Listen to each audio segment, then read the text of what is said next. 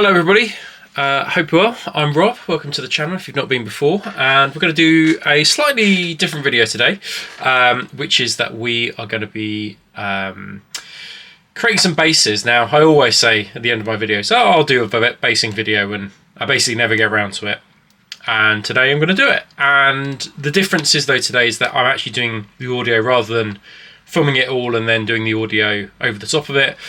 I'm going to do the audio as I go, and that might mean that the audio quality isn't as good and you might be able to hear some of the surrounding things as well, but basically you're just going to have to put up with it because this is just going to be the easiest way to do this video. So let's talk about basing. So I've done some basing on some Mechanicum recently, and you can see here what that kind of looks like, and lots of people have asked me how I went about doing them. So I used these AK Wargame liquid pigments. If you've not seen them before, I can recommend picking some up. They do a massive range, AK. Now I am not sponsored by these guys. I was just looking for a product that I wouldn't have to mix with water, that's already kind of suspended in enamels basically. You know, so I bought a few. Maybe I think I bought the medium earth and the light clay, and then I really enjoyed them, and I picked up some of the others. So you know, this is not a sponsored video. This is just, you know, this is basically going to be a tutorial. But you know, if you think that you need a product like this, then I can definitely recommend these. You can always though mix weathering powders with waters or white spirits, and then kind of do something similar. It's just that they're just ready to rock and roll. So in terms of the basing and how to kind of create a base like this, so I've got here kind of a little tray of just some sand, some rocks, some kind of like some bricks that have been, I think I smashed up with like a rolling pin or a hammer or something like that. Bit of plastic that I've mushed up in an old coffee grinder. So it's just kind of, you know, a whole load of things. And I recommend that you guys kind of like, you know, have a little tray, little Tupperware container that you fill with just stuff, and this makes great basing material for kind of quick and easy armies. And then what I've done is I've put a layer of PVA over the top, then just dipped it in here, let it dry for a bit, and then just watered down some PVA and then put it over the top, and then it's nice and solid, and then just giving it a black undercoat. Now what I'm going to do is, now you could paint the bases brown or a dark color, but I'm actually just going to do it with black today, so you can kind of see the maximum contrast and what these liquid pigments actually do.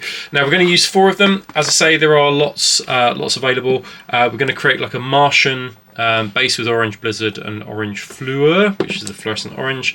We're going to do pink fluor, light clay base, and a medium earth base, so you guys can see. But basically the way we're going to do this is going to be the same for every single one of these. There's going to be no difference apart from the rust base. So let's go take it away with medium earth. So give these a really good shake before you get started. You can see that the pigments have separated with the actual kind of what it's suspended in. I assume it might be white spirit or something like that, but it is kind of all at the bottom. So make sure you give them a good shake. Now you can thin these as well.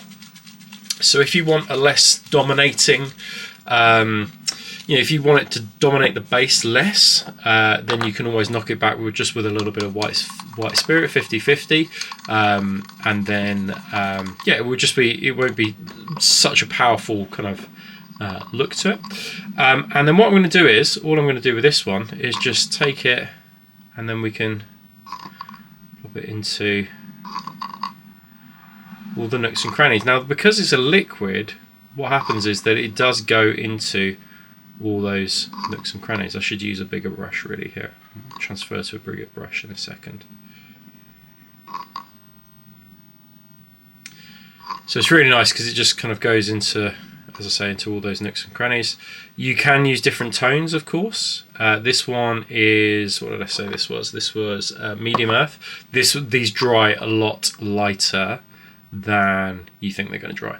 So what's on the bottle, don't let that fool you, or what it looks like in the bottle, don't let that fool you, because it does not dry that way. And that's probably the same for most of them, with the exception of the fluorescent ones.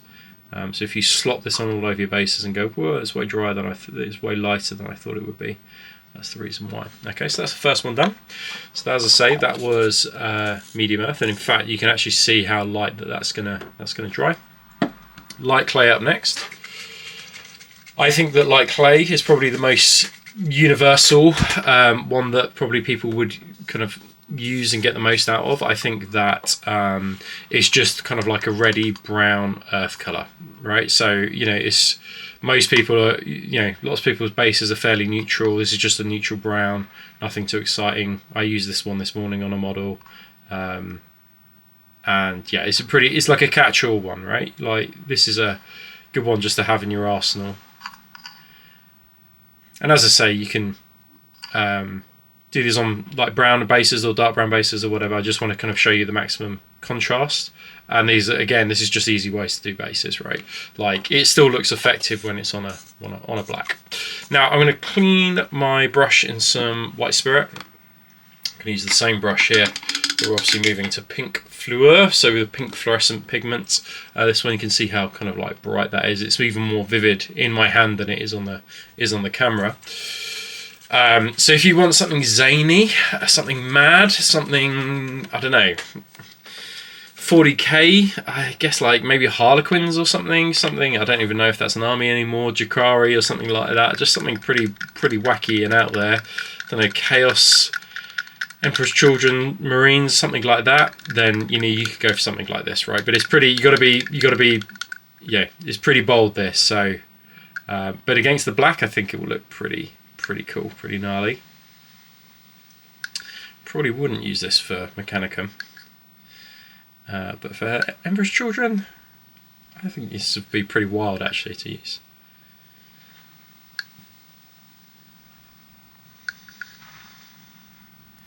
But against the black, I think that will actually look pretty cool.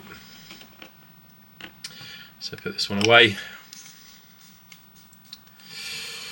And then finally, we're going to do like a rusty base, which is the same as the one that I showed you kind of earlier. We're just going to do two. You can use other tones here if you wanted to. Like, there's a dark rust one that I would typically use, but just for the purposes of this video, I'm just going to use Orange Blizzard and then the Orange Fluor. And I think that with orange bases, like Martian bases, I think it's always good to use some sort of fluorescent kind of like powder or pigment, just because I think it really jazzes up the base. I think sometimes where it's like Iron Earth, Games Workshop Iron Earth or whatever, it can just look a little bit boring. So sometimes just adding fluorescent pigments on just make things a little bit more exciting, or adding some of these on can make things look a little bit more exciting.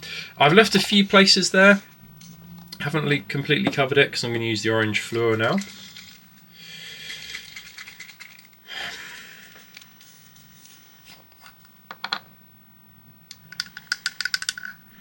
I'm just going to dollop this on in patches, parts where I've missed, and also over the top of it as well, so it kind of starts to mix together.